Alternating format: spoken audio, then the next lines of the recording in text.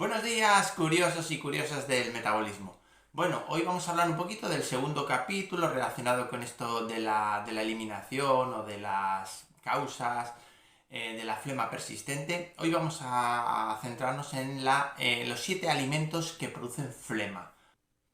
Cuando hablamos de las distintas causas de producción de flema, una de ellas hablamos de alimentos que producen flema. Hoy vamos a hablar sobre ellos. Soy José Manuel Hernández, esto es Metabolismo Total Intro y comenzamos.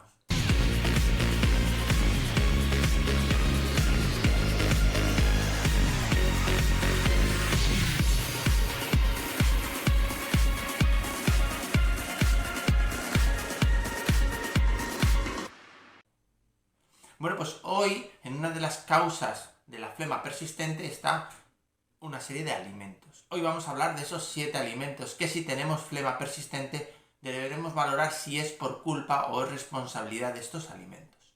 Así que vamos a empezar. El primero son las bebidas con cafeína. El café, el té, algunos refrescos, la teína, etc. son alimentos que pueden producir flema y moco.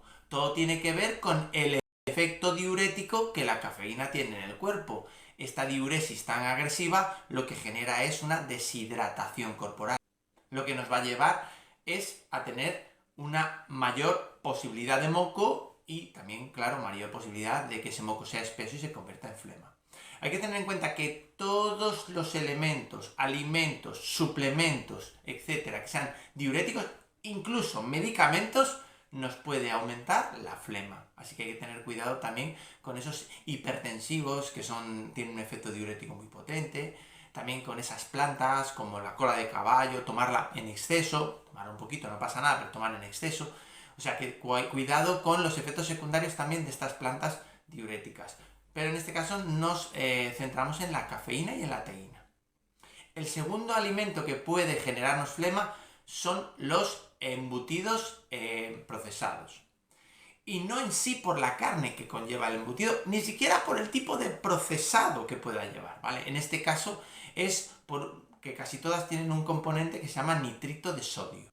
El nitrito de sodio es un componente, un conservante, es una sal que lo que puede hacer es generar una inflamación en esas membranas que nosotros tenemos que nos generan el moco. Esa inflamación nos va a producir que generemos mucho más moco, en su caso mucho más espeso, y hacer que la cantidad de flema que tengamos en el cuerpo sea mayor.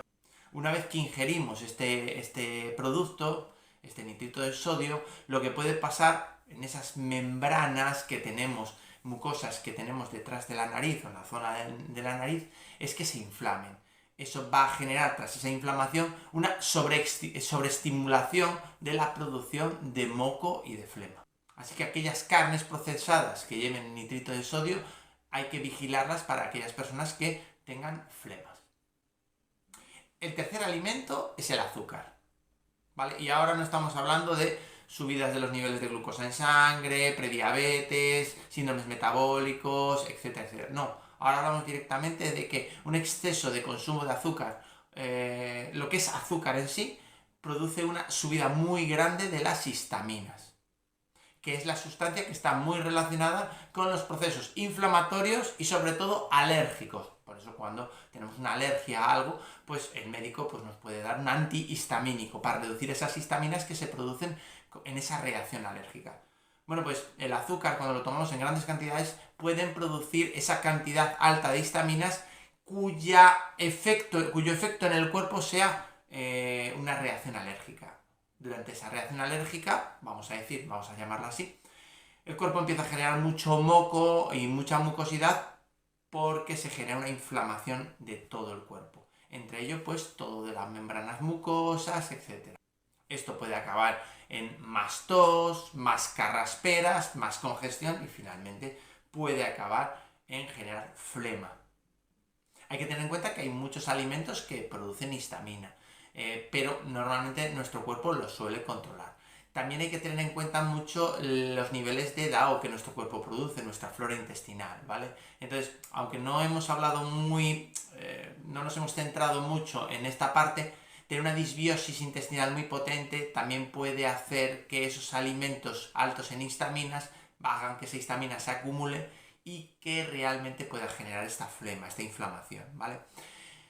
No nos vamos a centrar un poquito en este capítulo, aunque puede ser incluso el más importante, pero vamos a hablar hoy solamente de alimentos directos. El cuarto alimento son los lácteos. Y aquí sí que es importante, hay que dividir dos tipos de lácteos, ¿vale? Los lácteos de vaca y los lácteos de otro animal.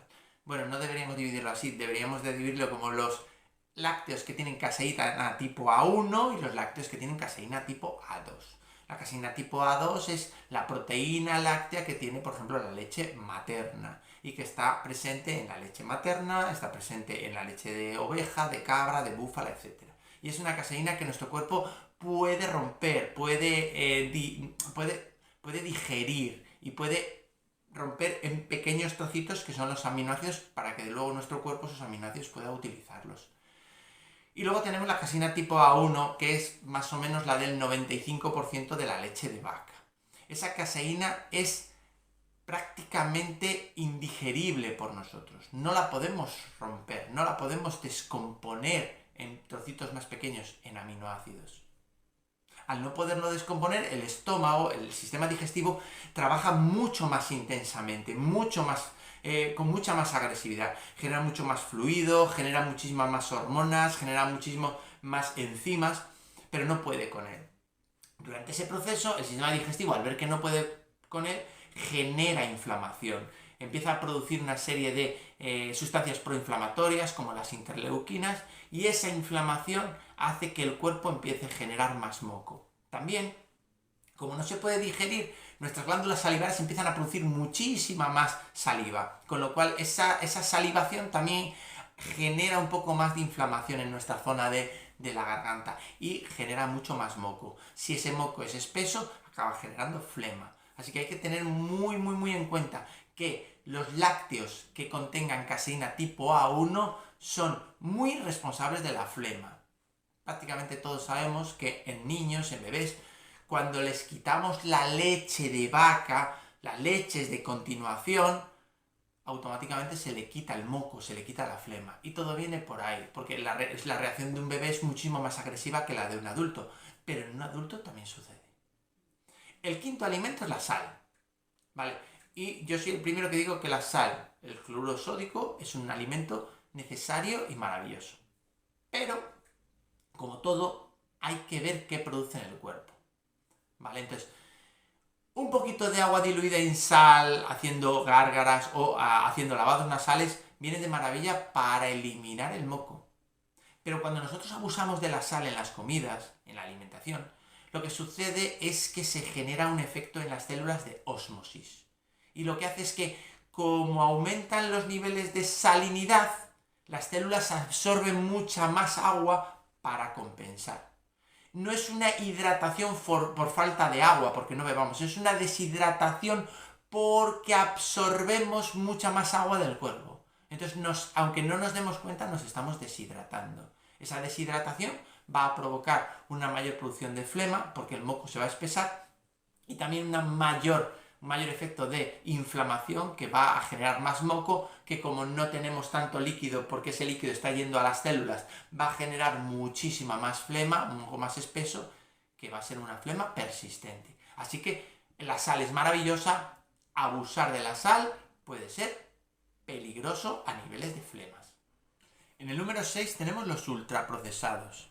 Esa basura de comida que vienen en envases muy bonitos, muy coloridos, muy espectaculares, y que realmente tiene una cantidad infinita de ingredientes, muchos de ellos que no sabemos ni qué significan, y que la industria alimentaria ha sido muy inteligente porque es capaz de ponerlos en unos tamaños de letra que no podemos ni leer, que necesitaríamos ir a la compra con una lupa para poder leer todos los ingredientes que tiene.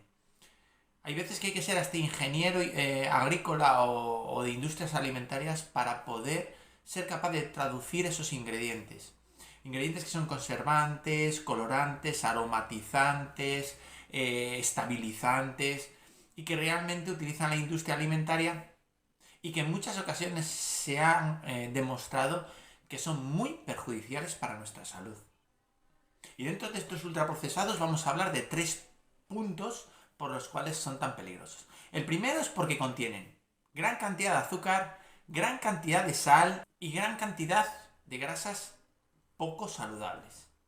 Ya hablamos en los anteriores capítulos que el azúcar y la sal son dos alimentos que generan flema.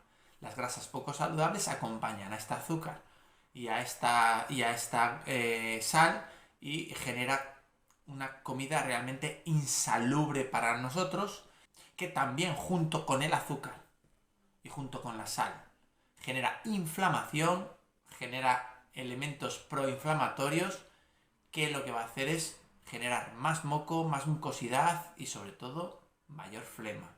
Si lo acompañamos con la histamina del azúcar y lo acompañamos con la deshidratación interna de la sal, pues realmente son alimentos muy peligrosos.